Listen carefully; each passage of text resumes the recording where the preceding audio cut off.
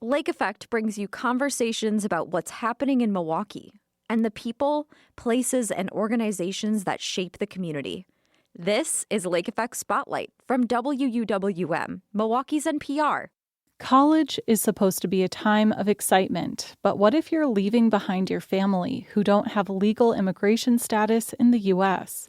This month's group chat is a conversation between two recent high school grads and best friends who worry about leaving their parents amid President Trump's immigration crackdowns.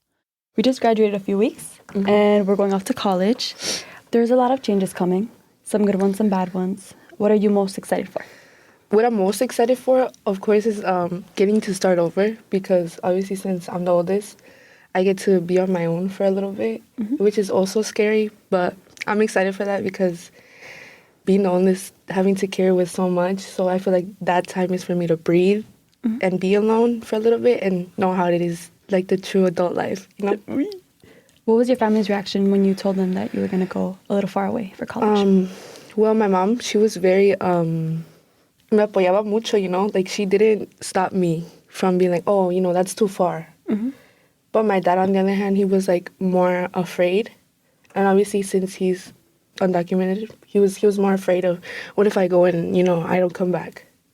But now I think my parents had a talk and they were like, you know what, if that's what she wants, that's what's going to be, you know, nothing's going to change that. So in my experience, for my parents, my mom was the same. She was like, oh, it doesn't matter where you go, it'll be fine. But once I told her that I was accepted, like 11 hours away, she was like, you don't have to go if you don't want to. But it's definitely something I want to do as the oldest again. Yeah. I feel like it's a step or an example I'm going to set for my siblings. And I want to make sure that as the first, I'll be able to set a strong example. How have your parents talked of what's happening with ICE? How do you, like, how do we talk about it? Yeah. They don't really tell me they're worried. They're just like, oh, this is what's happening, and this is how we should respond to it. So it's just like a lot of like planning. My mom already gave me like numbers and like addresses of like my aunts and my relatives. If I need help, they're the ones I can reach out to. And I get it because, yeah, we're adults, but we're still little. Yeah. So my mom is like, oh, ahí están your sister's birth certificate. I mean, I don't think I should know that because, like, that's the point where, like, okay, you know, that this is real. I shouldn't be worried about this. Or my sister should be worried that they're not going to have their mom and they're still growing. So I'm like, okay, I don't want that for them, you know. So it is such a big thing. Have your siblings said anything about the situation at all? My little sister, she's really... What? The 8-year-old. Oh, okay.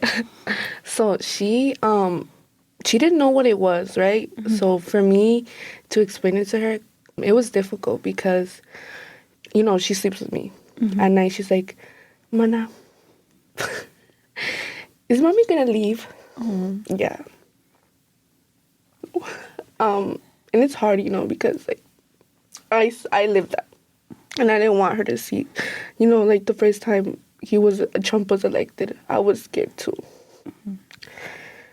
I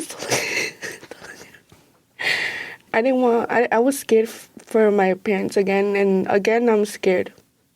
And I didn't want her to see that. I didn't want any of them to see that. And, you know, I just don't want to go to school and them not be here because I just don't want to carry that. Not because I don't love my sisters, I don't love my family, but I want to live too. But I know your little brother's been more with you, so. Yeah, it's kind of the same. So since I am going far away, I'm kind of scared because we made plans too. I feel like it's too much of a responsibility to have to like be the head of a household at 18? Like, hello?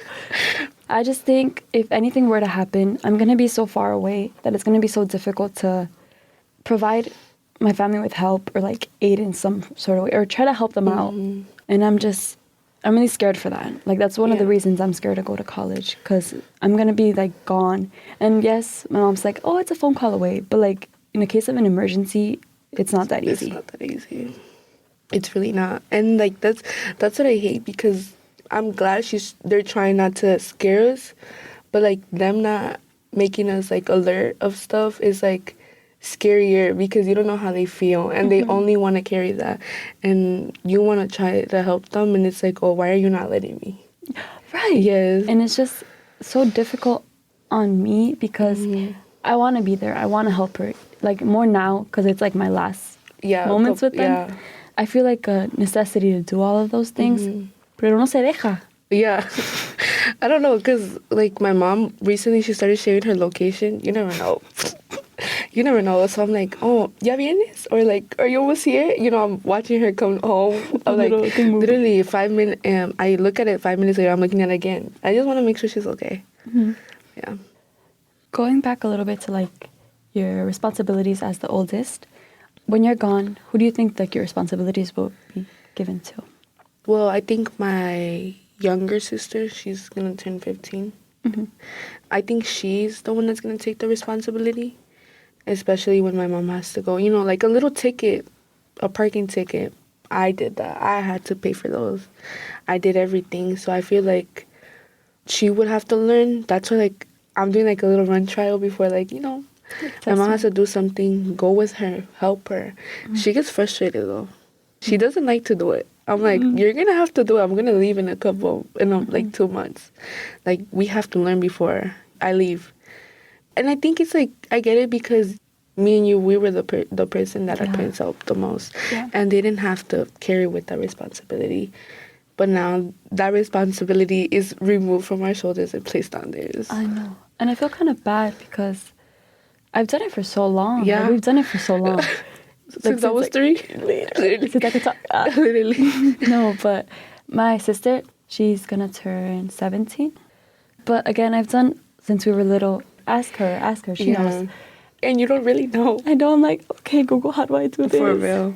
It's just, I feel like to adjust for her, it's going to be very difficult at first.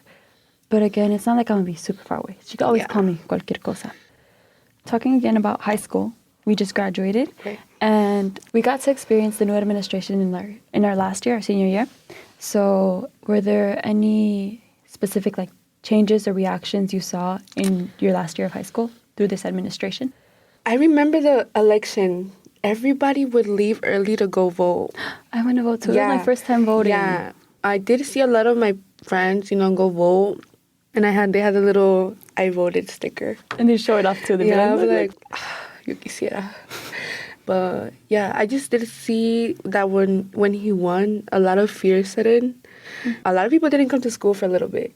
So the day, when was it? The day of the election, was it 4th? November 4th? 5th? My little sister, that was the day she was born. Oh, yeah. So I was in the hospital. And just before I went to meet my sister for the first time, I went to vote. It was pretty big for me. And then the day after to see that, I was like, oh. Like, I remember checking, like, the live, like, election results. Yes. Is that what they're called? How did she win? How did he win, bro? We were so close.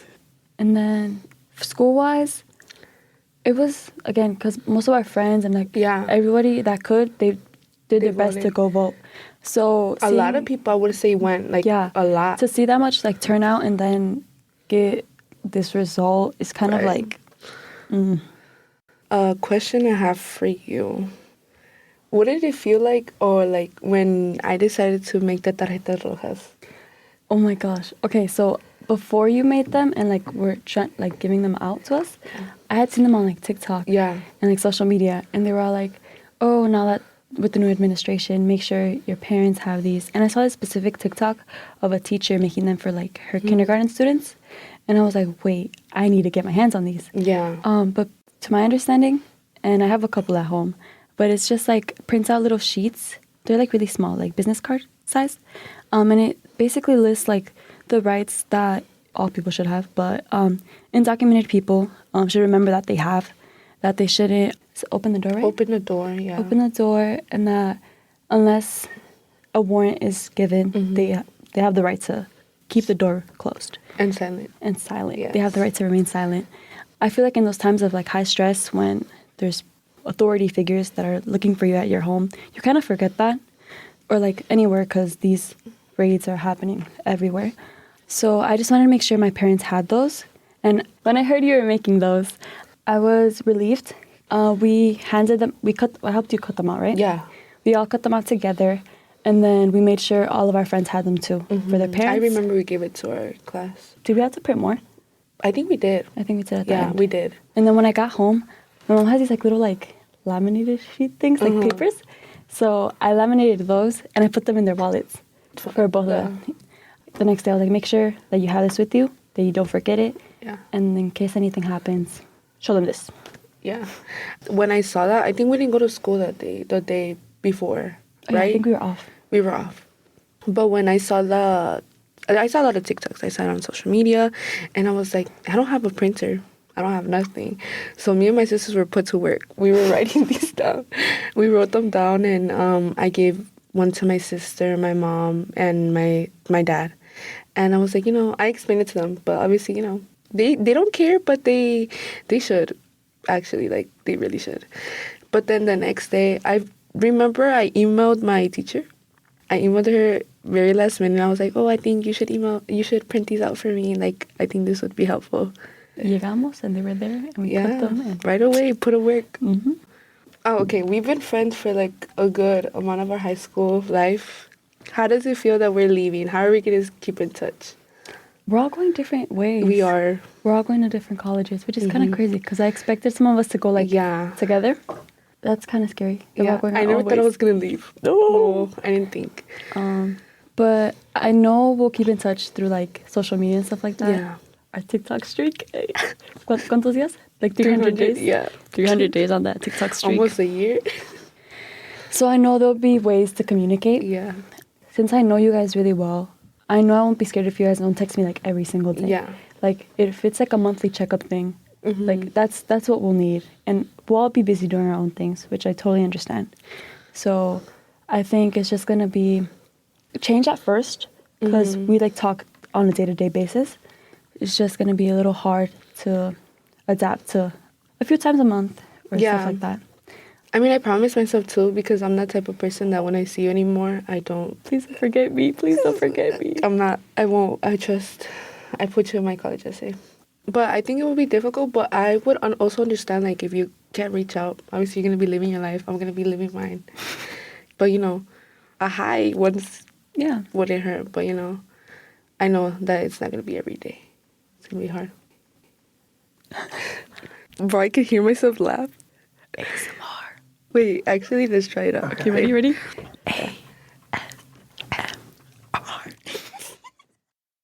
Those were two recent Milwaukee high school graduates who requested anonymity out of concern for their family's safety. Group Chat is our monthly segment featuring local voices that aren't typically heard, expressing their own opinions. It is produced by WUWM's Jimmy Gutierrez.